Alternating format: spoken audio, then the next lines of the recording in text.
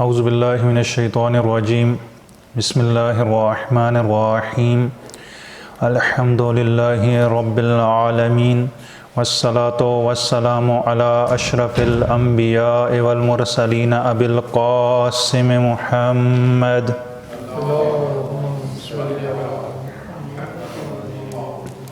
وآلہ الطیبین الطاہرین المعصومین الذین اذھب اللہ عنہم الرجس اہل البیت ویطہرہم تطہیرا۔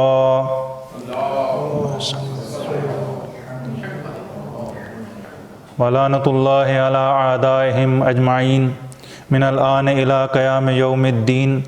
اما بعد فقد قال اللہ تبارک و تعالی فی قرآن الکریم اعوذ باللہ من الشیطان الرجیم بسم اللہ الرحمن الرحیم وآت ذی القربى حقہ۔ صلوات۔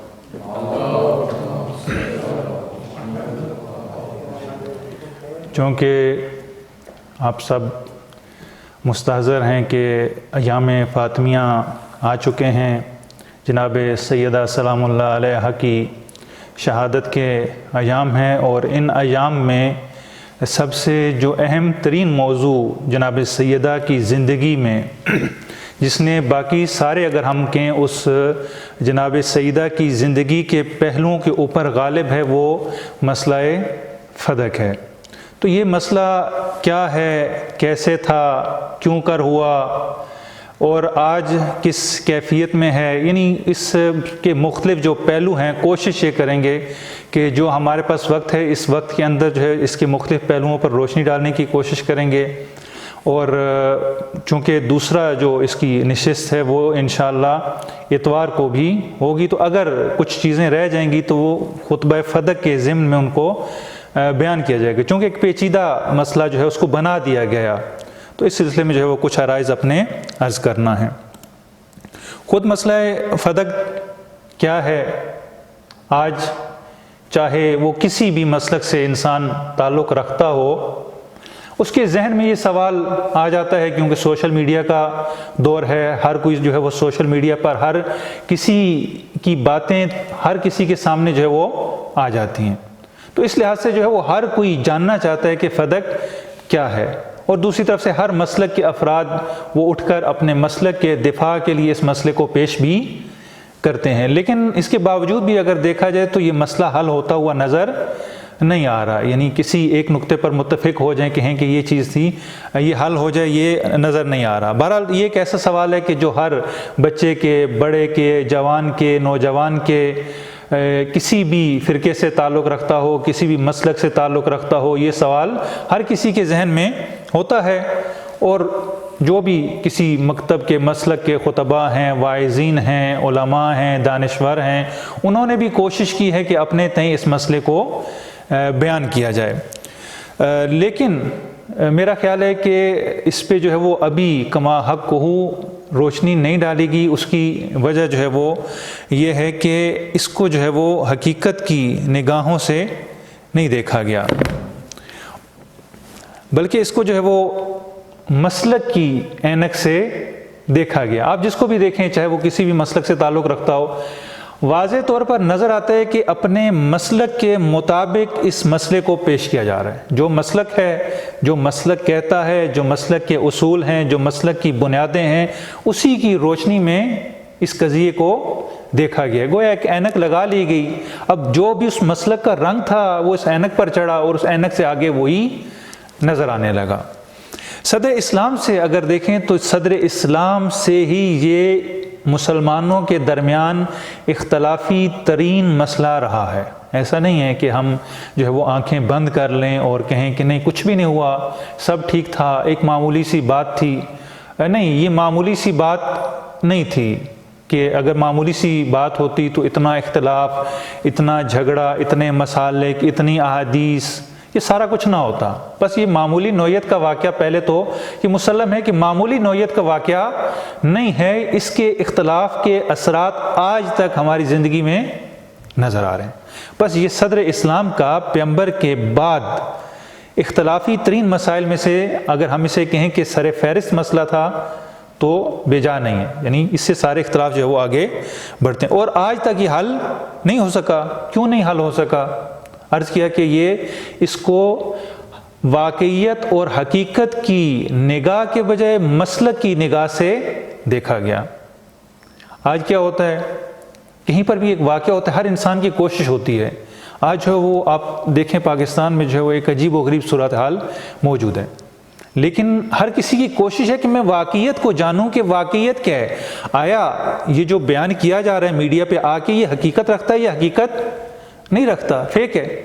ہر انسان کی یہ کوشش ہوتی ہے کہ وہ حقیقت تک پہنچے۔ تاریخ کا کام یہ ہے کہ تاریخ حقیقت کو جاننے کا نام ہے، تو یہ تاریخی مسئلہ اس میں ہمیں دیکھنا چاہیے کہ ہم جو ہے وہ اس کو کس طریقے سے دیکھیں۔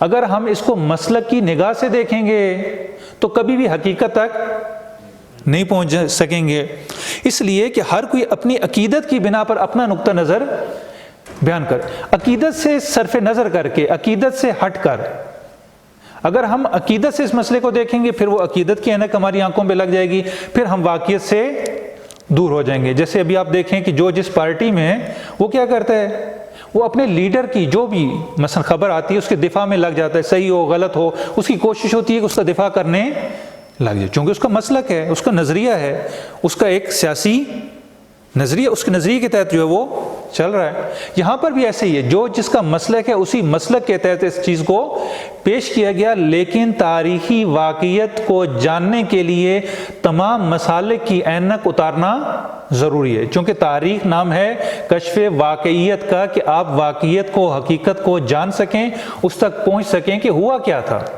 اس کے بعد آپ فیصلہ کریں گے کہ جو ہوا تھا وہ صحیح تھا یا غلط تھا، کیا ہوا وہاں پر، یہ اہمیت کا حامل ہے۔ اور اس کے بعد اگر ہم دیکھیں کہ تاریخ جو ہے وہ حقیقت کے جاننے کا نام ہے، اور اس کے لیے جو ہے وہ ماضی میں جھانکنا ضروری ہے۔ جب تک آپ ماضی میں جا کر نہیں جھانکیں گے، ماضی کو ماضی کی نگاہ سے نہیں دیکھیں گے، اس وقت تک آپ حقیقت تک نہیں پہنچ سکتے۔ اگر کوئی شخص اپنی من پسند تصویر ذہن میں بنا لے اور پھر اس کے مطابق آنکھیں بند کر کے تاریخ میں جھانکنا شروع کر دے، تو کیا آپ سمجھتے ہیں کہ وہ حقیقت تک پہنچ جائے گا؟ جیسے کسی دور میں ہوتا تھا کہ وہ گلی محلوں میں آتے تھے، انہوں نے اتنی سی وہ رکھی ہوتی تھی، صندوق سا ہوتا تھا، اس میں جو ہے وہ آپ منہ رکھ دیں تو جو چیز وہ آپ کو دکھانا چاہتا ہے، جو اس کے پاس ہوتی تھی فلم، وہی فلم آپ کو نظر آتی تھی۔ ایسا ہی تھا، ابھی بھی پرانی چیزیں جو دکھنے میں آتی ہیں ان میں یہ چیز موجود تھی۔ مسلک کی اینک بیانی ایسے ہے، یعنی مسلک میں آپ حقیقت دیکھنا چاہتے ہیں، لیکن حقیقت کے نام پر آپ اس جو مشین ہے اس کے اندر اپنا منہ رکھ لیتے ہیں، اس کی اینک سے دیکھنا شروع کرتے ہیں۔ اب اس مسلک میں جو سی ڈی چل رہی ہوتی ہے آپ کو وہی دکھانا شروع کر دیتی ہے۔ یہ حقیقت نہیں ہوتی، یہ واقعیت نہیں ہوتی، یہ وہ مسلک جو کچھ آپ کو دکھانا چاہ رہا ہے وہی آپ دیکھ رہے ہیں۔ نام کیا ہے؟ نام یہ کہ آپ تاریخ دیکھ رہے ہیں، تاریخی واقعیت دیکھ رہے ہیں، تاریخی واقعہ دیکھ رہے ہیں، لیکن حقیقت میں اس کے اندر جو آپ کو دکھایا جا رہا ہے وہ کچھ اور ہے، حقیقت جو ہے اس سے ماورا کچھ اور ہے۔ بس یہ جو ہے وہ ہمارے ہاں یہ ایک اختلاف اور تضاد میں ہم موجود ہیں کہ جس کو ابھی تک جو ہے وہ حل نہیں کیا جا سکا۔ اور یہاں پر ایک نقطے کو میں بیان کرنا ضروری سمجھتا ہوں کہ آپ دیکھیں کہ بہت سارے حقائق کو بیان نہیں کیا جاتا۔ کیوں؟ اس لیے کہ اگر ہم ان چیزوں کو بیان کریں گے، ان اختلافات کو بیان کریں گے، ان مشاجرات کو بیان کریں گے، جو کچھ ہوا، چونکہ بہت تلخ واقعات ہیں، یعنی ہم جو سفر ایک کرنا چاہ رہے ہیں ابھی، ایک تاریخی سفر، وہ سرزمین فدق کی طرف ہے، لیکن یہ بڑا دشوار گزار سفر ہے، اس میں نشیب، فراز اور بہت چیزیں جو ہے وہ درمیان میں اس راستے میں ہمیں ملیں گی، اختلاف نظر آئے گا، مشاجرات نظر آئیں گے، تضاد نظر آئے گا۔ تو اب ہم کیا کریں؟ آیا اختلافات کی وجہ سے اصل اس قضیے کو جاننا ہی، یا کسی بھی تاریخی قضایا کو، یہ تو ایک مثال ہے، اس کے علاوہ دوسرے تاریخی قضایا ہیں، سقیفہ ہے، جنگ جمل ہے، جنگ صفین ہے، اور جو ہے وہ صحابہ کے درمیان اختلافات ہیں، اور مقدس شخصیات کے درمیان اختلاف ہیں، علماء کے درمیان اختلاف ہیں، محدثین کے درمیان اختلاف ہیں، جس کی وجہ سے آج جو ہے وہ آپ دیکھتے ہیں کہ کتابیں بھری پڑی ہیں ان سب چیزوں سے. کیا صرف نظر کر لیں، چھوڑ دیں ان چیزوں کو اختلاف کی وجہ سے، کہ ان اختلاف کی وجہ سے آپس میں جو ہے وہ لڑائی جھگڑے ہوتے ہیں. ایسا ہی ہے. کیا سمجھتے ہیں آپ کہ اختلاف باعث بنتا ہے شدت پسندی کا یا نہیں بنتا ہے؟ بس اختلاف کی وجہ سے جو ہے ہم یہ چیزیں چھوڑ دیں، ہم حقیقت کو بیان کرنا چھوڑ دیں، پھر اس کا یہ مطلب ہے؟ اس کا یہ مطلب نہیں ہے، اس کو چھوڑ دیا جائے. بس اختلاف کا اثر ضرور ہوتا ہے، یہ ایک طے چیز ہے کہ اختلاف کا اثر ہوتا ہے، لیکن کیا اختلاف کی وجہ سے ہم حقیقت کو بیان کرنا، حقیقت کو پرکھنا، حقیقت تک پہنچنا، اس کے لیے کوشش کرنا چھوڑ دیں؟ نہیں، یہ ہم نہیں کر سکتے. شدت پسندی درست ہے کہ اختلاف اس میں اپنا حصہ ایک حد تک ڈالتا ہے، ایک ایشو فراہم کرتا ہے اس کو، لیکن اختلاف شدت پسندی کا باعث نہیں بنتا. یہ انسان کا اپنا رویہ ہوتا ہے جو اس کو شدت پسندی پر اکساتا ہے.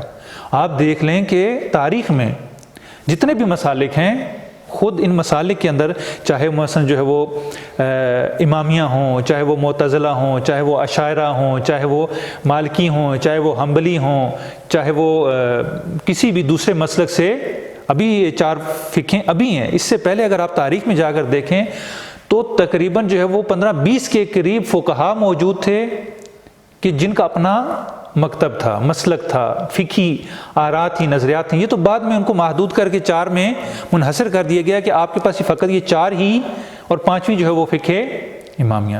اتنا زیادہ اختلاف. اور یہ جتنے بھی علماء تھے، اگر آپ ان کی زندگی جا کر دیکھیں تو یہ ایک دوسرے کے استاد شاگرد تھے. مثلا شیخ مفید کو اگر دیکھ لیں، میں اپنے مکتب کی مثال دیتا ہوں، شیخ مفید کے اساتذہ میں آپ کو شیوخ میں سے اہل سنت بھی ملیں گے، شیعہ بھی ملیں گے. شیخ مفید کے شاگردوں میں آ کر دیکھ لیں، شیخ مفید کے شاگردوں میں آپ کو اہل سنت بھی ملیں گے، شیعہ بھی ملیں گے. بس آپس میں ایک دوسرے کے ساتھ علمی روابط موجود رہے ہیں، ایک دوسرے کا احترام بھی کرتے تھے، باوجود اس کے ایک دوسرے پر تنقید بھی کرتے تھے، لیکن ادب کے دائرے میں رہتے ہوئے. خود امامیہ میں شیعہ علماء میں ایک دوسرے میں اختلاف تھا. شیخ صدوق نے ایک کتاب لکھی، شیخ مفید کو ان پر کچھ اعتراضات تھے، انہوں نے کہا کہ یہ صحیح نہیں ہے. ان کی کتاب اعتقادات تھی، انہوں نے جواب میں تصحیح الاعتقادات لکھی، کہا کہ مجھے آپ کی نظر سے اتفاق نہیں ہے. اسی طریقے سے بہت ساری چیزیں، بہت ساری کتابیں ہمارے ہاں ایسی ہیں. مثلا ابھی تفسیر المیزان علامہ محمد حسین طباطبائی کی، یہ ایک بہت عمدہ تفسیر ہے، لیکن جہاں پر بھی اپنے مخالفین کے نظریات کو علامہ لے کر آتے ہیں، مثلا فخر الدین رازی بہت بڑی شخصیت ہیں اہل سنت کی، بہت مورد احترام ہے. تو علامہ کیا کرتے ہیں؟ علامہ پہلے ان کے سارے علمی القابات ذکر کرتے ہیں. علمی القابات ذکر کرنے کے بعد ان کا نظریہ پوری امانت داری سے نقل کرتے ہیں. امانت داری سے نقل کرنے کے بعد اب آ کر کہتے ہیں کہ آغا فخر الدین رازی محقق بزرگوار، آپ کا یہ نظریہ ان دلائل کی بنا پر درست نہیں ہے. تمام احترام کو ملحوظ خاطر رکھتے ہوئے ان پر تنقید کرتے ہیں. اب یہ اختلاف شدت پسندی کا باعث بن سکتا ہے؟ کبھی بھی نہیں. بس اختلاف علیحدہ چیز ہے، شدت پسندی علیحدہ چیز ہے. ان دونوں کو آپس میں ایک نہیں کرنا چاہیے کہ ہم یہ نہ کہیں کہ چونکہ اختلاف ہے اور اختلاف شدت پسندی کا باعث بنتا ہے، لہٰذا ایسی باتوں کو ذکر ہی نہ کیا جائے، ایسے قضایا کو چھیڑا ہی نہ جائے جو شدت پسندی کا باعث بنتے ہیں. بس ان دونوں مقامات میں تفکیک کرنا، جدائی ڈالنا ضروری ہے. اختلاف علیحدہ چیز ہے. اختلاف کبھی بھی شدت پسندی کا، جھگڑے کا، نزاع کا باعث نہیں بنتا. وہ جو بنتی ہے وہ انسان کا اپنا روحیہ ہوتا ہے، انسان کی اپنی نفسیات ہوتی ہے کہ جو اس چیز کا باعث بنتی ہے. اس کے بعد اگر ہم آ کر دیکھیں تاریخ کو جاننے کے لیے، اسی جو میں نے ابھی تک بیان کیا، اسی کو مزید آگے بڑھاتے ہوئے مقدمتاً ابھی میں بحث کر رہا ہوں. ہم ہر روز نماز میں خدا سے یہی دعا کرتے ہیں، اہدنا الصراط المستقیم. چونکہ ہماری زندگی میں اختلاف موجود ہے، 2 راستے ہیں، ایک اچھا راستہ ہے، ایک برا راستہ ہے، تو ایسے میں ہم خدا سے ہر روز یہی دعا کرتے ہیں، اہدنا الصراط المستقیم، اے خدایا ہمیں سیدھے راستے کی طرف ہدایت کرنا۔ یعنی یہ نہیں کہتے کہ خدایا تو اختلاف کو ختم کر دے، نہ، اختلاف باقی رہے گا، یہ انسان کی آزمائش ہے کہ انسان دونوں راستوں میں سے اس کے پاس دونوں راستے موجود ہوں۔ انا ہدیناہ السبیل اما شاکرا و اما کفورا، آپ جو ہے وہ برے راستے سے یا دوسرے راستے سے جو آنکھیں بند نہیں کر سکتے، آپ نے دونوں کو دیکھتے ہوئے اپنا راستہ انتخاب کرنا ہے۔ اسی طریقے سے جو ہے وہ دوسری آیت ہے فبشر عباد الذین یستمعون القول فیتبعون احسنا، کہ ان عباد کے لیے، ان بندوں کے لیے خوشخبری ہے جو قول کو سنتے ہیں اور اس میں سے احسن کو انتخاب کرتے ہیں۔ یعنی سننا سب کی ہے، لیکن دیکھنا یہ ہے کہ کون سی بات عقل کے زیادہ قریب ہے، اس کو لے لینا ہے، اور وہ انسان جو سوچ کر پرکھ کر اور اس صراط مستقیم پر چلے، خدا نے کہا فبشر عباد، ان کے لیے خوشخبری بھی ہے۔ نبی اکرم کی ایک دعا ہے اللہم ارنی حقیقت الاشیاء کما ہیا، اے خدایا مجھے اشیاء کی حقیقت کو دکھا دے، کس طرح سے؟ جیسے وہ اشیاء ہیں، یعنی جیسی ہیں مجھے ویسے ہی دکھا دے، کسی اینک کے بغیر، کسی مسلک کے بغیر، کسی رنگ کے بغیر، یعنی جو کچھ ہے مجھے ایسے ہی دکھا دے۔ یہ دقیقاً جو ہے وہ ہمارے تاریخ کے ساتھ سازگار ہے کہ اگر ہم تاریخ کو دیکھنا چاہتے ہیں تو اس دعا کا ذکر کر کے عملی طور پر بھی اس پر عمل پیرا ہو کر کہ خدایا ہم حقیقت اور واقعیت کو جاننا چاہتے ہیں، تو ہمیں واقعیت دکھا دے جیسی وہ ہے۔ حق اور باطل کا فیصلہ بعد میں، پہلے یہ تو دیکھیں کہ وہ حقیقت ہے کیا۔ ہم کیا کرتے ہیں، ہم پہلے سے حقیقت جو ہے وہ حق اور باطل کا فیصلہ کر لیتے ہیں کہ یہ حق ہے اور یہ باطل ہے، یعنی واقعیت تک پہنچے بنا ہی کہ ہوا کیا تھا، ہے کیا۔ ہم کیا کرتے ہیں، ہم پہلے ہی نتیجہ عکس کر لیتے ہیں کہ یہ حق ہے، یہ باطل ہے، اب اس حق کے لیے پورا زور لگانا شروع کرتے ہیں جو ہمارے ذہن میں ہوتا ہے۔ نہ، ایسا نہیں، نبی کی دعا اس کے برعکس ہے کہ خدایا مجھے اشیاء کی حقیقت ایسے دکھا جیسے وہ ہے۔ اس کے علاوہ امیر المومنین جب جنگ جمل میں تھے تو جنگ جمل میں طرف مقابل میں ام المومنین تھیں۔ اب لوگوں کے لیے ایک بڑی سخت بات تھی کہ ایک طرف امیر المومنین ہیں، ایک طرف ام المومنین ہے، حرم رسول خدا ہے، تو آ کر انہوں نے سوال بھی کیا کہ مولا وہاں پر اس طرف جو ہے وہ نبی کی زوجہ ہیں، نبی کا حرم ہے، آپ بتائیے کہ ہم کیا کریں، یعنی کس طرف جائیں، ہمارے لیے حقیقت حال واضح نہیں ہو رہی۔ تو امیر المومنین کیا کہتے ہیں، امیر المومنین کہتے ہیں کہ کبھی بھی اشخاص سے حق کو مت پہچانو، اشخاص کی قدروں کے ذریعے سے حق کو نہیں پہچانا جا سکتا۔ اعرف الحق، حق کو پہچان لو، تعرف اہلا، تم حق کو پہچانو گے اہل حق کو خود بخود پہچان لو گے، باطل کو پہچان لو اہل باطل کو پہچان لو گے۔ امیر المومنین نے ایک معیار جو ہے وہ زندگی کے لیے دے دیا کہ دیکھیں حق کون ہے، باطل کون ہے، پہلے آپ یہ پہچان لیں کہ حق کیا ہے، باطل کیا ہے، آپ کو خود پتہ چل جائے گا کہ اہل حق کون ہے اور اہل باطل کون ہے۔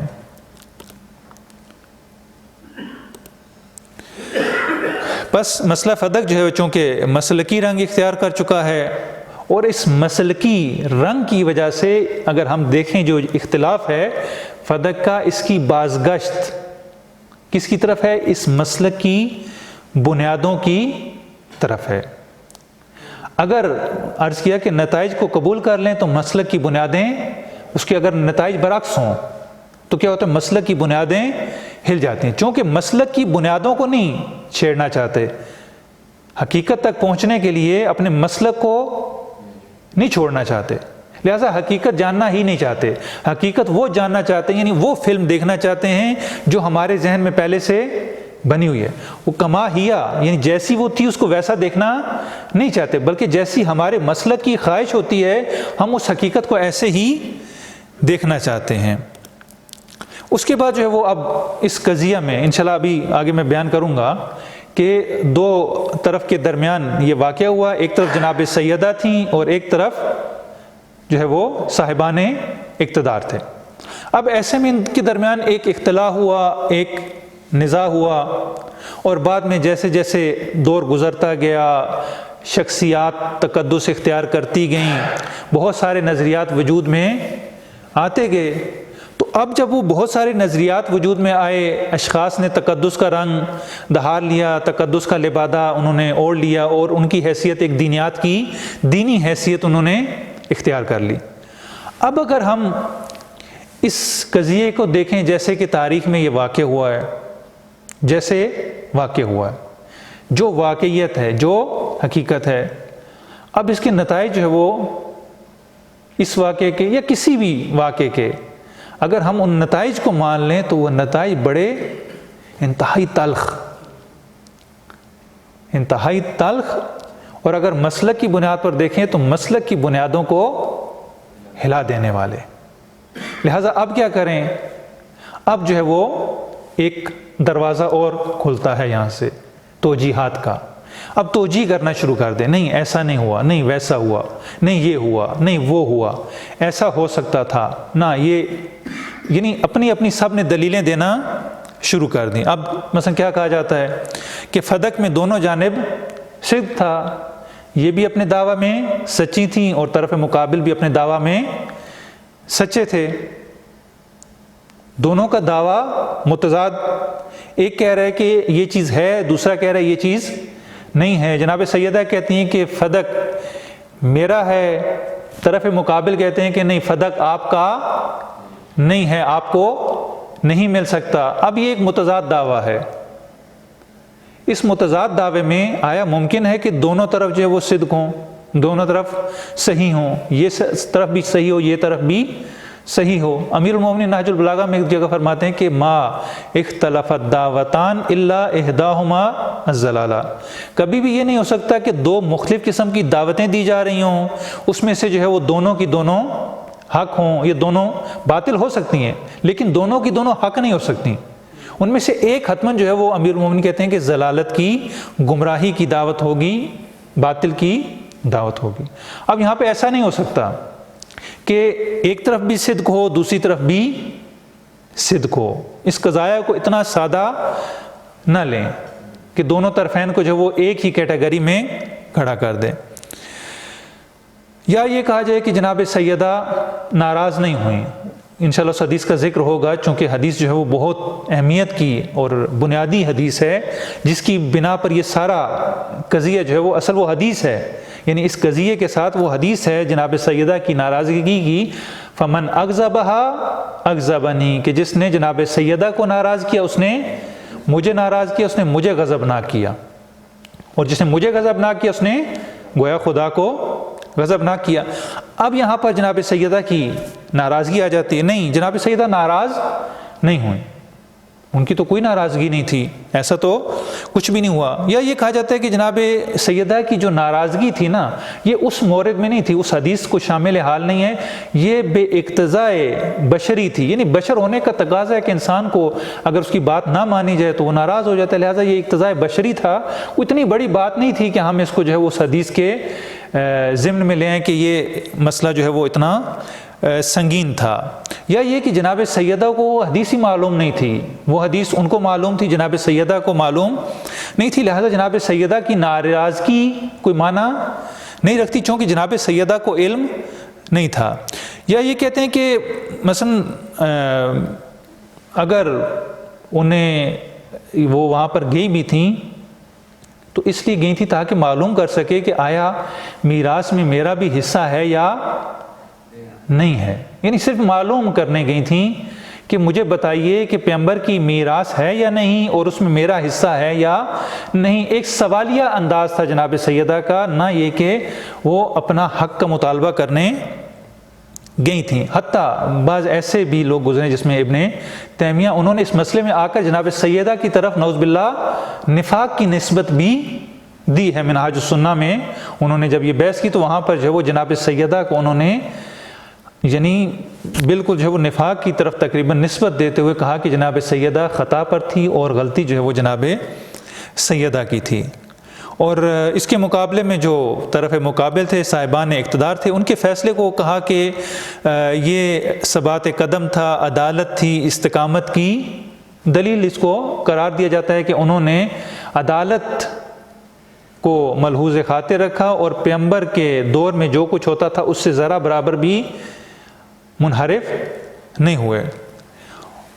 اور دوسری طرف جو ہے وہ کہا جاتا ہے کہ اگر جناب سیدہ کو دے بھی دیا جاتا تو انہوں نے مصالح مسلمین پر خرچ کرنا تھا، لہٰذا یہ اسی مورد میں خرچ کریں، لہٰذا اختلاف کی کوئی وجہ نہیں ہے۔ دیکھیں، ایک مال پڑا ہو، اس مال کو دیا جانا ہو مستحقین کو، اب ایک گروہ دے دے یا دوسرا دے دے، بالآخر کام تو ایک ہی ہونا ہے، مستحقین تک ہی جانا ہے، لہٰذا یہ مستحقین تک پہنچایا جا رہا تھا، تو اس میں جناب سیدہ دے دیں یا وہ دے دیں، اس میں تو اتنی بڑی بات نہیں ہے۔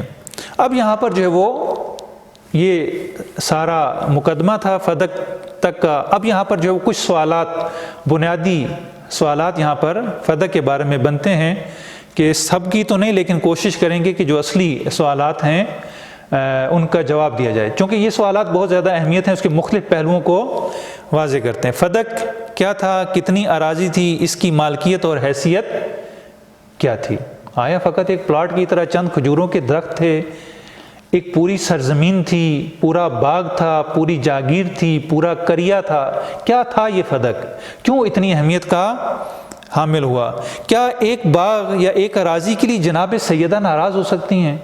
ایک سوال ہوتا ہے کہ آیا زمین کی خاطر، چاہے وہ تھوڑی ہو یا زیادہ ہو، جناب سیدہ کا جو طرز زندگی تھا وہ انتہائی سادہ تھا اور پیغمبر پہ پسند نہیں کرتے تھے جناب سیدہ جو ہے وہ دنیا داری کے اعتبار سے کوئی بھی چیز ان کے گھر میں ہو۔ ایک نیا پردہ انہوں نے لٹکایا تو کہا کہ مجھے پسند نہیں ہے کہ آپ کے گھر میں ایسی نئی چیز موجود ہو۔ کنیز کا تقاضا کیا تو اس کے بدلے میں پیغمبر نے آپ کو تسبیح تعلیم دی۔ تو پیغمبر کسی بھی طریقے سے، جناب سیدہ کو بھی معلوم تھا کہ میرے بابا اس چیز کو پسند نہیں کرتے، تو کیا جناب سیدہ فقط ایک زمین کی اراضی کے لیے اس قدر ناراض ہو سکتی تھی کہ مرتے دم تک وہ بات نہ کریں اور ان کا جنازہ بھی اس عالم میں ہو کہ دوسروں کو شرکت کی دعوت نہ دی جائے؟ ایک بڑا سوال یہاں پر ہوتا ہے۔ بس یہ معمولی جو ہے وہ ناراضگی نہیں تھی کہ اپنی وفات تک، شہادت تک جو ہے وہ جناب سیدہ نہ بولی، ناراضگی کا اظہار کیا۔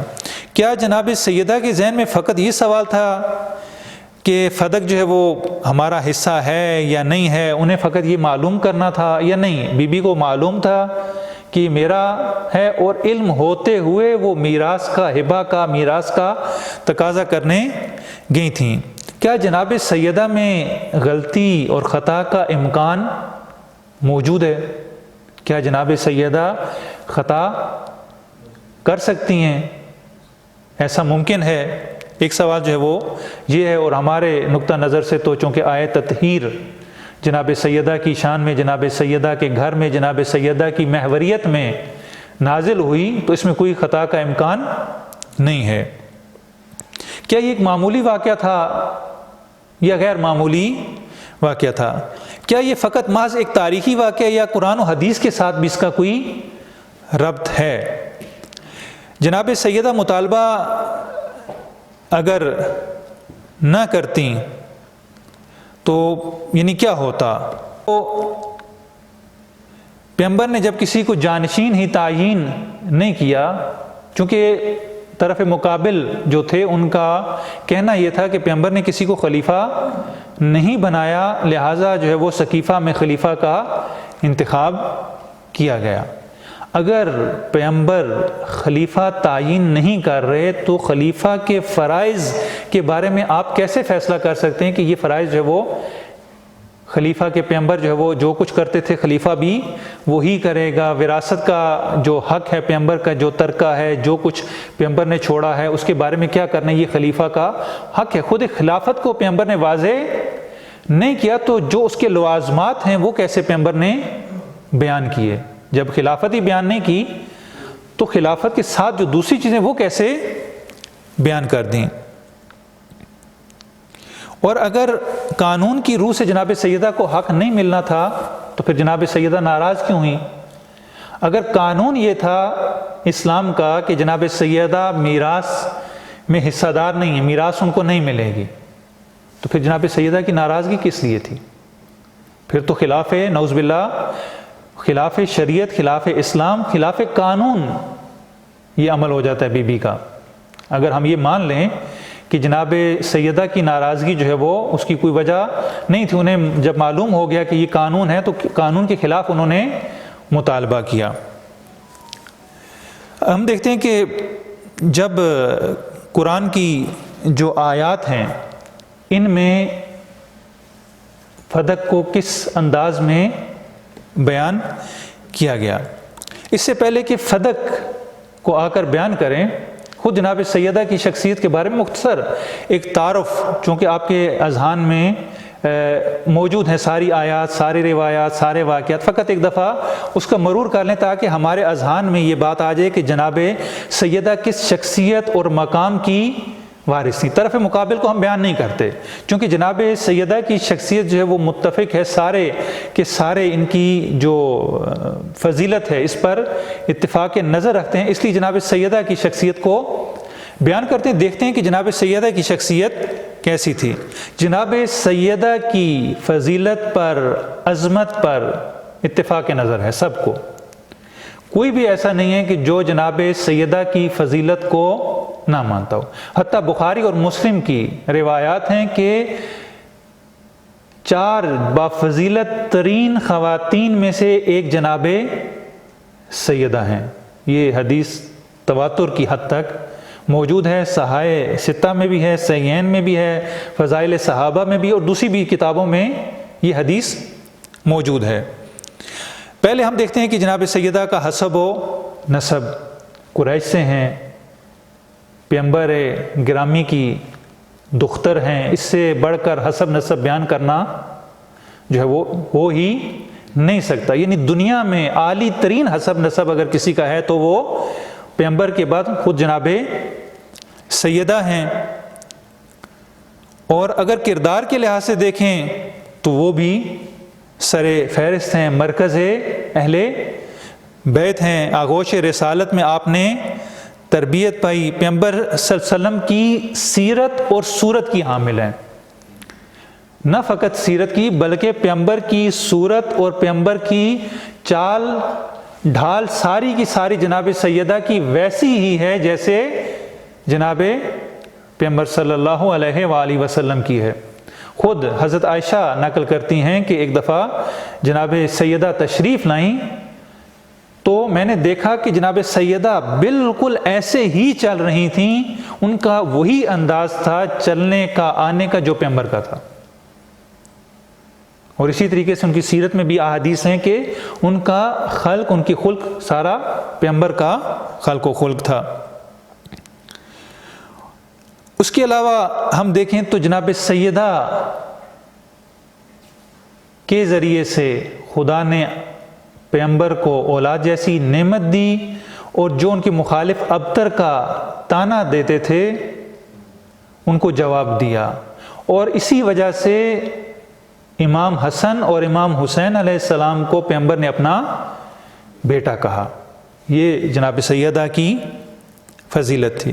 قرآن میں سورہ کوثر ہے، سورہ قدر ہے، سورہ دہر ہے، آیہ تطہیر ہے، آیہ مبالہ ہے، آیہ قربہ ہے، آیہ نور ہے، اور بہت ساری دیگر آیات جو ہے وہ جناب سیدہ کی شان میں نازل ہوئیں۔ یعنی اتنی آیات کسی اور شخصیت سوائے امیر المومنین کے اگر ہم دیکھیں تو کسی کی شان میں اتنی آیات نازل نہیں ہوئیں جتنی جناب سیدہ کی شان میں نازل ہوئیں۔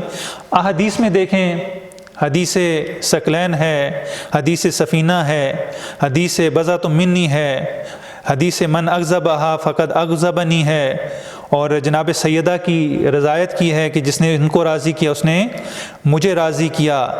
اور یہ کہ جب پیغمبر جنت کے مشتاق ہوتے تھے تو جناب سیدہ کی خوشبو سونگھتے تھے، یعنی انہیں جنت کی خوشبو آتی تھی جناب سیدہ سے۔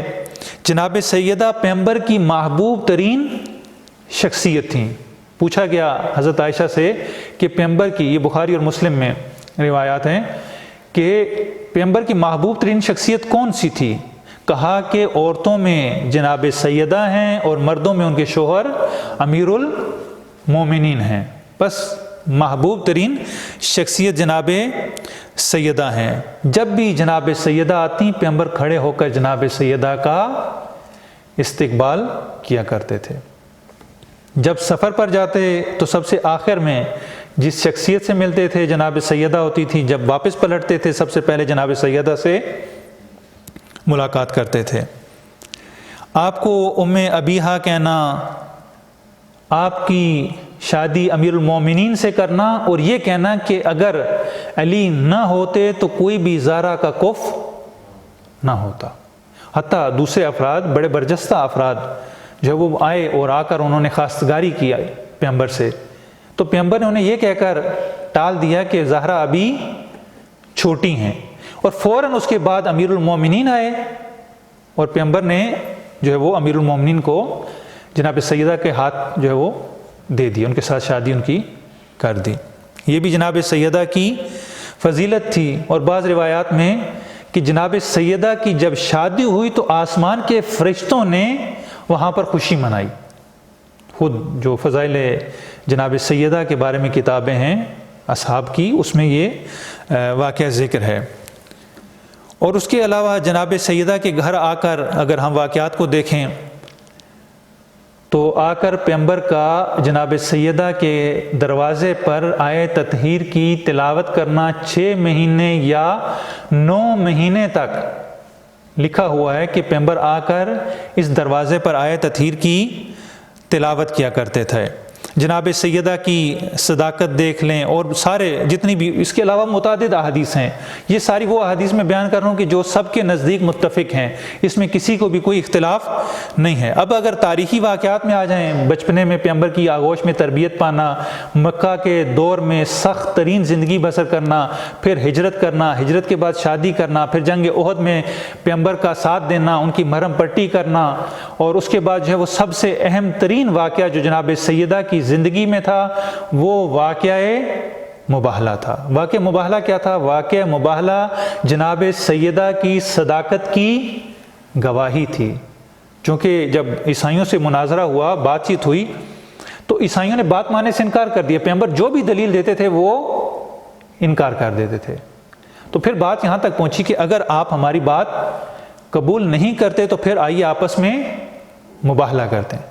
اب یہ اسلام کی حیثیت زیر سوال آ گئی کہ اگر مباہلے میں ہار جاتے ہیں تو اسلام نابود ہو جاتا ہے۔ اسلام کی حیثیت پر حرف آ رہا تھا، لہٰذا پیغمبر انہی افراد کو لے کر گئے کہ جن میں ذرا برابر بھی کذب کا، جھوٹ کا شائبہ نہیں تھا، اور وہاں پر جو ہے وہ یہ سارا ماجرا ہوا۔ اس ماجرے میں بھی جو جناب سیدہ کا کردار تھا وہ بہت زیادہ واضح تھا۔ خود بنص قرآن ہم یہ کہہ سکتے ہیں واقعہ مباہلہ کی آیات کی روشنی میں کہ جناب سیدہ کی ذات گرامی میں ذرا برابر بھی شک کا، کذب کا، باطل کا شائبہ تک نہیں تھا، اور یہ واقعہ جناب سیدہ کی صداقت کی بہت واضح دلیل تھا۔ لہذا اس کے بعد دوسرے واقعات بھی اگر ہم تاریخ میں دیکھیں تو وہ جناب سیدہ کی عظمت پر دلالت کرتے ہیں۔ بس ایک طرف اتنی باعظمت شخصیت، اور پیغمبر سے پوچھا گیا کیا آپ کی یہ محبت جو ہے وہ فقط بیٹی ہونے کے ناطے ہے؟ کہا کہ نہیں، یہ محبت بیٹی ہونے کے ناطے نہیں ہے، یہ جناب سیدہ کے کردار کی وجہ سے۔ جناب سیدہ کا کردار اتنا عالی تھا کہ پیغمبر ان سے محبت کرتے تھے، بے اقتضاء پدری، محبت پدری ان کے ساتھ محبت نہیں کرتے تھے، بلکہ جناب سیدہ کے کردار کی وجہ سے ان سے محبت کرتے تھے۔ اب ہم آتے ہیں جناب سیدہ کی شخصیت کی روشنی میں کہ جو چیزیں واقع فدق میں مورد اتفاق ہیں، سب جس پر اتفاق نظر رکھتے ہیں، جس میں کسی کو بھی ذرا برابر بھی اختلاف نہیں ہے، یعنی ان چیزوں میں اتفاق ہے۔ اب اس کے بعد جو ہے وہ توجیحات اور توضیحات، تعویلات کا باب کھلتا ہے۔ جناب سیدہ بافضیلت ترین، باعظمت ترین اور پیغمبر کی محبوب ترین شخصیت ہیں، یہ سب مانتے ہیں کہ ان سے بڑھ کر کوئی بھی نہیں تھا۔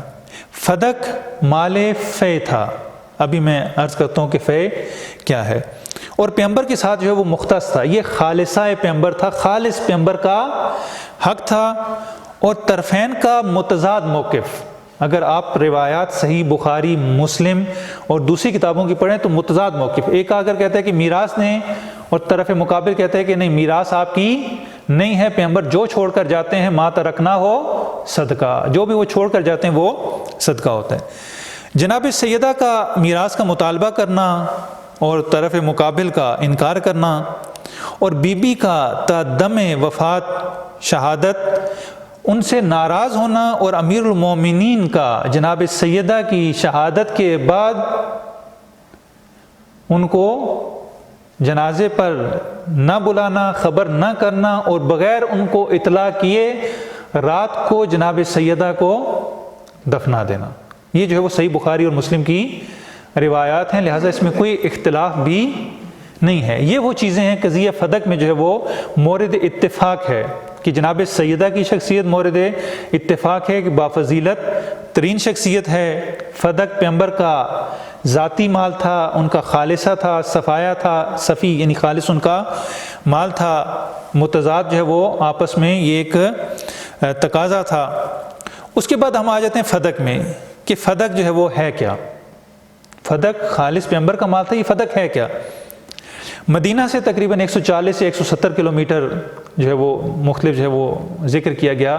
جب 7ویں ہجری میں فتح خیبر ہوا، جنگ خیبر ہوئی، اور یہود جو وہاں پر آباد تھے ان کو شکست ہوئی، چونکہ یہ یہود مدینہ کا ایک قبیلہ تھا، یہاں سے فرار ہو کر جو ہے انہوں نے پناہ لی خیبر میں، ان کی ریشہ دوانیاں اسی طریقے سے جاری رہیں۔ جب پیغمبر نے دیکھا کہ یہ اپنی حرکتوں سے باز نہیں آتے تو پیغمبر نے 7 ہجری میں یہ فیصلہ کیا کہ اب ان کو سبق سکھانا چاہیے، لہٰذا لشکر لے کر وہاں پر گئے، اور وہاں پر بالآخر جو ہے وہ امیر المومنین کی وجہ سے مسلمانوں کو فتح حاصل ہوئی۔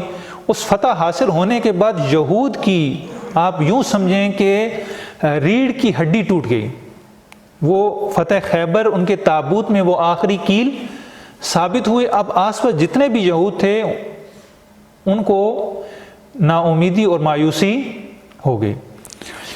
خیبر سے ایک منزل تقریباً جو ہے اس دور میں جو ہے وہ فاصلہ جو گنا جاتا تھا وہ منازل کے حساب سے کہ فلاں شہر سے کتنے، مثلا 20 منزل ہے، 15 منزل ہے، ہر منزل تقریباً ایک دن جو ہے وہ شمار ہوتا تھا۔ تو خیبر سے فدق کی جو سرزمین ہے یہ تقریباً ایک منزل، یعنی آپ یوں کہہ لیں کہ تقریباً ایک کا دن جو ہے وہ اس دور میں، ابھی تو شاید جو ہے وہ 40-50 کلومیٹر یا اتنا زیادہ نہیں ہے، لیکن اس دور میں خیبر جو ہے وہ یہاں سے 2 منزل پر تھا، یعنی 2 دن کی دوری پر مدینہ کے اطراف میں نہیں تھا، مدینہ سے 2 دن کے فاصلے پر تھا، اور فدق جو ہے وہ خیبر سے 1 دن کی دوری پر تھا۔ اس وقت جو وہ فاصلہ بتایا جاتا ہے وہ تقریباً 140 کلومیٹر یا 170 کلومیٹر وہاں پر موجود تھا۔ یہ ایک ایسی سرزمین تھی کہ جہاں پر یہودی کاشتکار آباد تھے، چونکہ پانی کے چشمے تھے، پانی موجود تھا، لہٰذا کاشتکاری تھی یہاں پر۔ اس کے علاوہ ان کے ہاں صنعت بھی ہوتی تھی، وہ پارچہ بافی کا کام کرتے تھے، کپڑا بننے کا یہ کام بھی ان کے ہاں ہوتا تھا، یعنی اچھے خاصے کھاتے پیتے لوگ تھے، چونکہ زمینیں بھی تھیں، صنعت بھی تھی، تجارت بھی تھی، تو اس لحاظ سے جو وہ اچھے کھاتے پیتے اور مالدار لوگ تھے۔ جب خیبر فتح ہوا تو خیبر کے یہودیوں کی شکست سے ان کے حوصلے ٹوٹ گئے۔ اب پیغمبر نے جب رخ کیا فدق کا تو ان کا جو سردار تھا یہودیوں کا، یوشع بن نون، اس نے آ کر پیغمبر سے کہا کہ دیکھیے آپ جو ہے وہ ہمیں کچھ نہ کہیے، آپس میں مصالحت کر لیتے ہیں، اور آپ جو کہتے ہیں جو شرائط وہ طے ہوئیں، اور اس کے بعد جو ہے وہ آدھا حصہ جو تھا سالانہ وہ پیغمبر کو دیا جانا، پورا حصہ یعنی کام وہی کرتے رہیں، وہ بھی بیچ میں سے حصہ لیں، پیغمبر کو بھی حصہ دیں، نصف محصول جو ہے اس کا پیغمبر کو دیا جائے گا۔ اب اس کو کہتے ہیں مال فے، ایک ہوتی ہے غنیمت، ایک ہوتا ہے فے۔ غنیمت کیا ہے؟ جب جنگ ہوتی ہے، جنگ میں جو فریق شکست کھا جاتا ہے، اس شکست کھانے کے بعد وہ جو مال متاع ان کا ہوتا ہے وہاں پر، اس کو کہتے ہیں مال غنیمت۔ اب یہ مال غنیمت پیغمبر کے پاس، اور پھر وہاں سے جو ہے وہ تقسیم ہو جاتا تھا، جس کا جتنا ہوتا تھا ان کو اتنا دیا جاتا تھا۔ غنیمت وہ مال ہے کہ جو جنگ کے بعد حاصل ہو. فے کیا ہے؟ فے وہ مال ہوتا تھا کہ جو جنگ کے بغیر حاصل ہو. پیغمبر گئے جنگ کرنے کے لیے، لشکر لے کر گئے، لیکن طرف مقابل نے لڑنے سے انکار کر دیا، کہا کہ مصالحت کر لیتے ہیں، لڑتے نہیں، آپ ہمیں کچھ نہ کہیے، ہم آپ کو اس کے بدلے میں جو ہے وہ سالانہ اتنا محصول دے دیا کریں گے. تو اسے کہتے ہیں فے، یعنی وہ مال جو جنگ لڑے بغیر حاصل ہو اس کو فے کہتے ہیں.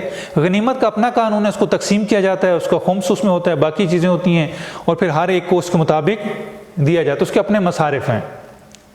لیکن فے یہ پیغمبر کا خالص اپنا ذاتی حق ہے، جو چاہیں اس میں کریں، کسی کو دیں، کسی کو کم دیں، زیادہ دیں، جو کچھ کرنا چاہیں پیغمبر کرنے کا حق رکھتے ہیں. ایک صلوات پڑھیں بر محمد.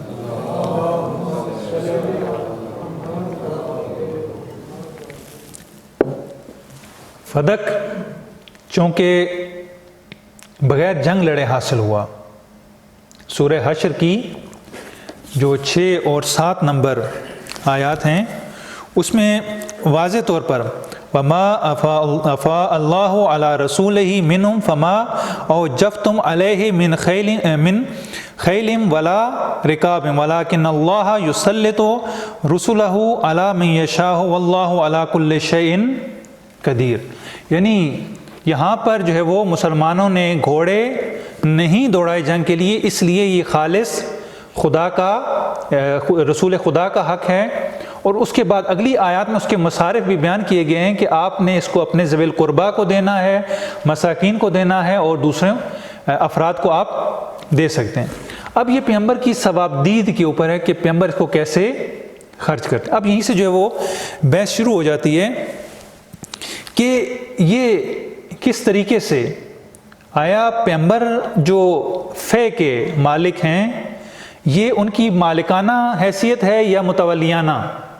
آیا اس مال پر متولی ہیں کہ جس کو مختلف جگہ پہ خرچ کریں، ان کا کام صرف یہ ہے کہ یہ اس کو اپنے پاس رکھیں تاکہ مستحقین تک پہنچا سکیں، یا یہ کہ مالکانہ حیثیت ہے، جو چاہیں کریں، جیسے چاہیں کریں؟ یعنی مال فے میں بعض کا نقطہ نظر یہ ہے کہ یہ جو ہے وہ متوالیانہ حیثیت ہے، مالکانہ نہیں ہے. چونکہ جب متوالیانہ حیثیت ہوگی تو پھر جو ہے وہ میراث اور یہ سارے مسائل جو ہے وہ اس میں بحث کرنے میں آسانی ہوگی. لیکن اگر روایات کو دیکھیں، احادیث کو دیکھیں تو اس میں جو ہے وہ پیغمبر کی یہ حیثیت جو ہے وہ مالکانہ ہے، متولیانہ نہیں ہے. فے جو ہے وہ جاہلیت میں مال ہوتا تھا، اکٹھا ہوتا تھا، اس کو جیسے چاہے یعنی خرچ کیا جاتا تھا. تو اب پیغمبر کے پاس جو ہے اس کے لیے جو لفظ استعمال کیے خالصہ پیغمبر، صفائے پیغمبر، یعنی یہ خالص پیغمبر کا مال ہے، پیغمبر جیسے چاہیں اس کو خرچ کریں.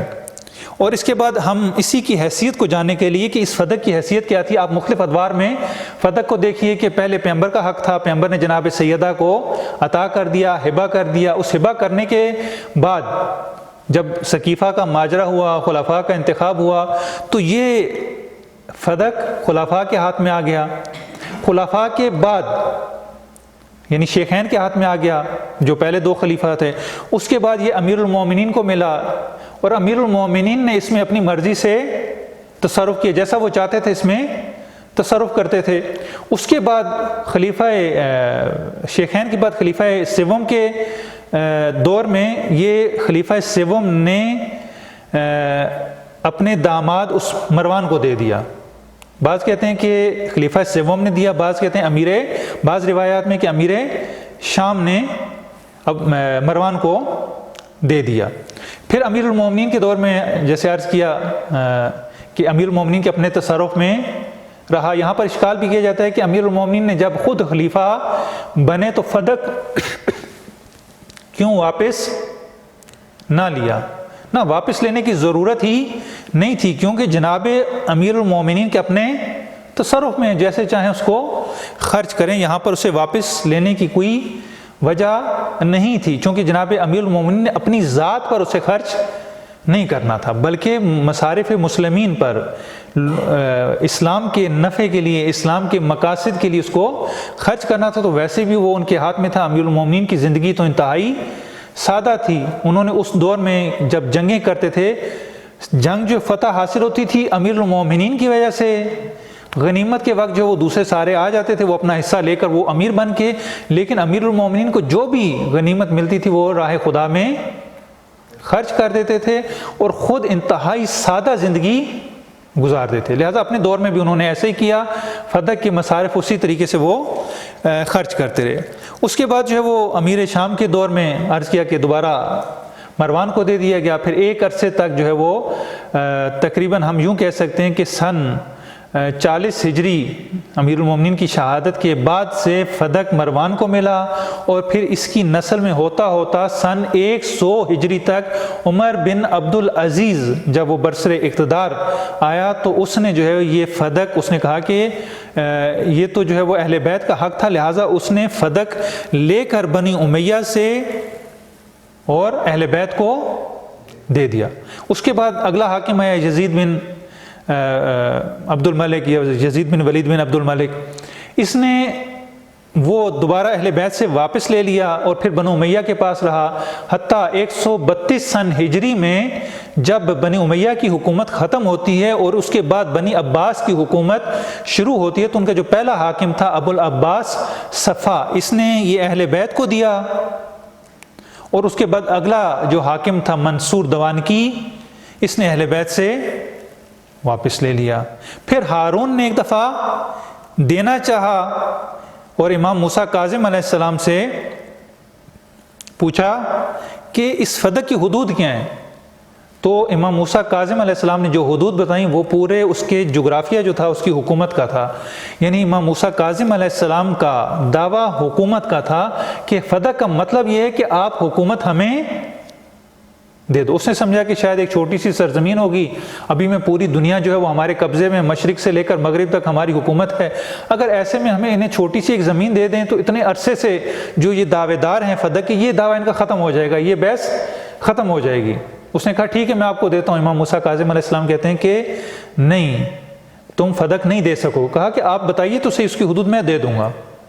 کہا کہ اس کی حدود مشرق سے لے کر مغرب تک جہاں تک تمہاری حکومت ہے وہ ساری کی ساری فدق کی حدود ہیں۔ جب اس نے یہ دیکھا یہ تو حکومت کا مطالبہ کریں، اس نے کہا کہ یہ نہیں ہو سکتا۔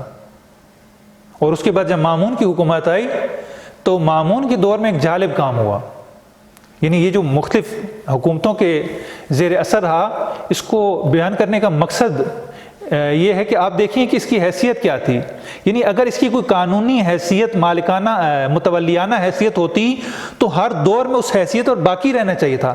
ہر دور میں ایک علیحدہ ٹائٹل اس پر آ رہا ہے۔ اس کا مطلب یہ ہے کہ یہ جو ہے وہ جس طریقے سے پیش کیا جاتا ہے یہ اس طریقے سے نہیں تھا، ہر دور میں اس کی ایک علیحدہ حیثیت تھی۔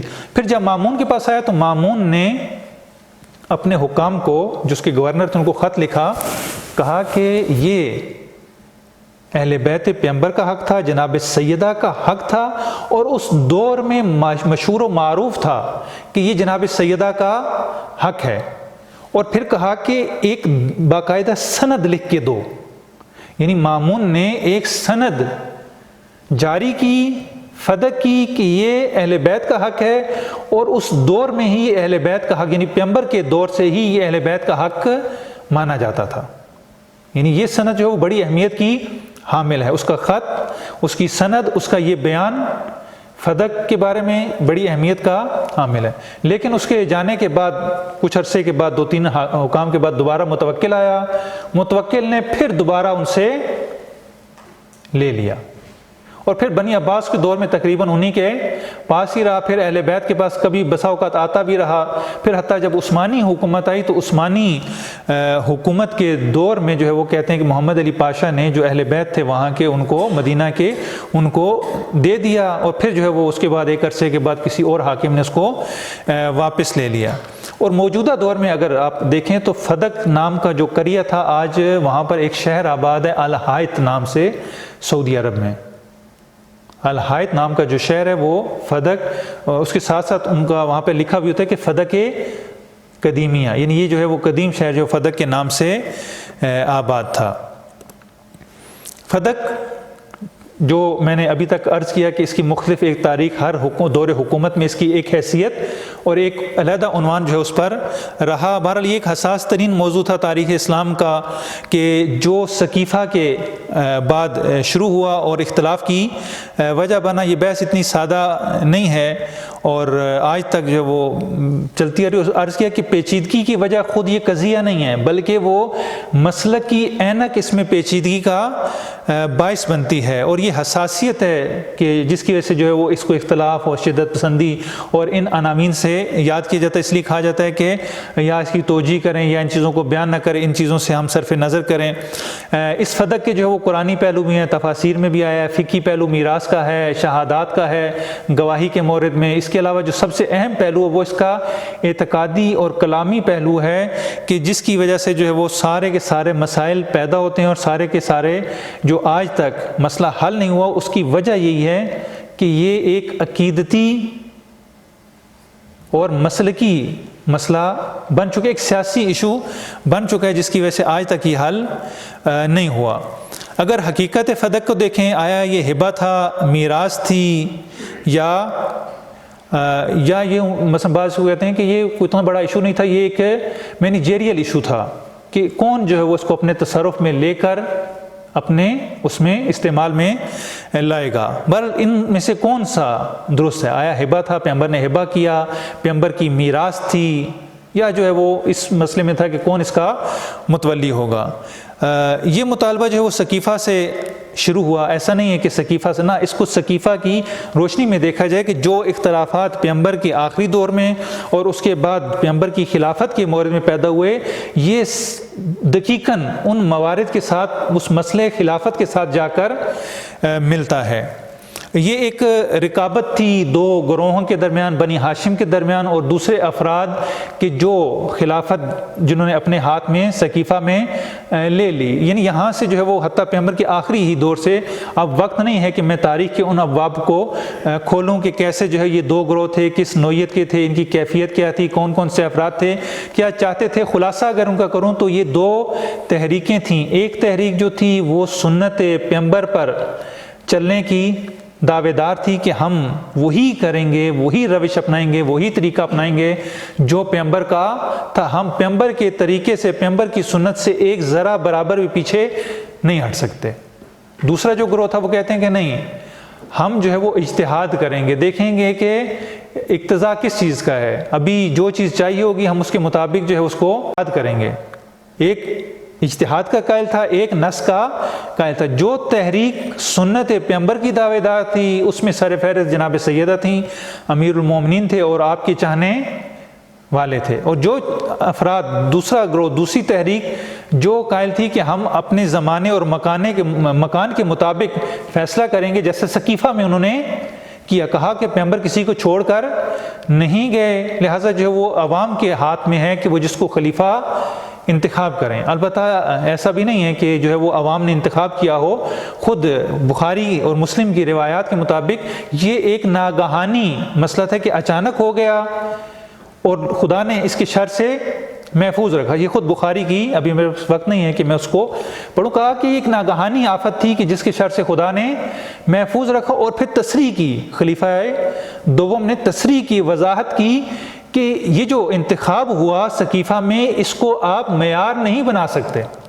یہ معیار نہیں ہے۔ بعد میں کوئی کہے کہ اس طریقے سے خلیفہ بنا لیا جائے، کہا کہ نہیں، اب جو ایسا کرے گا اس کو سزا دی جائے گی۔ یعنی خود اس انتخاب کو انہوں نے انکار کیا کہ اس کو معیار نہیں بنایا جا سکتا۔ بہرحال یہ سقیفہ میں ایک اختلاف ہوا، وہاں سے دو تحریکیں جو سنت پیغمبر، سنت اصلی سنت پیغمبر، اس کی جو دعوے دار تھیں وہ جناب سیدہ تھی کہ ہمیں وہی روش اپنانی ہے جو پیغمبر کی تھی۔ بس یہ چونکہ ابھی وقت نہیں، میں انشاءاللہ سمیٹ رہا ہوں اس کو، انشاءاللہ اگلے سیشن میں جب خطبہ بی بی کا بیان کریں گے تو اس کو بیان کریں گے۔ فقط میں اس کو ایک اشارہ کرتا چلوں کہ یہ فدق بہانہ تھا حکومت کے لیے، خلافت کے لیے۔